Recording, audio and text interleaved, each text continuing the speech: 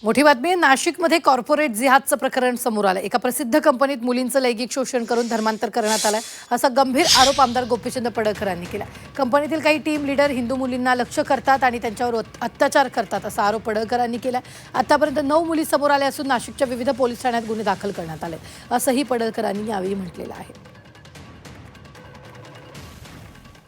आतापर्यंत आपण लव्ह जिहाद, लँड जिहाद, वोट जिहाद असे विषय ऐकले होते, परंतु हा नवीन कॉर्पोरेट जिहाद समोर आलेला आहे।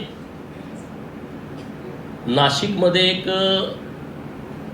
नावाजलेली कंपनी आहे जी इंटरनॅशनल पहिल्या 3-4 कंपन्या ज्या आहेत त्यामध्ये त्या कंपनीचं नाव आहे। मी आता जाणून बुजून नाव त्या कंपनीचं घेत नाही, परंतु अशा एका कंपनीमध्ये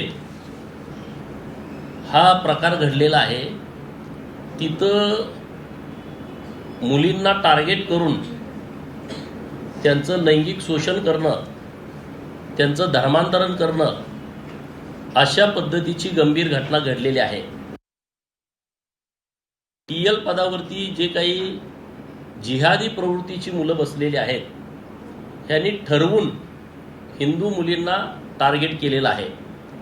मुळात हे प्रकरण बरेच दिवस सुरू आहे। मुलींनी काही नोकऱ्या सोडल्या, मुली धाडसानं पुढे येत नव्हत्या, असंख्य मुलीवरती अन्याय झालाय, परंतु त्यातल्या 9 मुली या समोर आल्या। त्यांनी फिर्याद दाखल केली आहे। 9 वेगवेगळे FIR हे नाशिकमध्ये दाखल झालेले आहेत।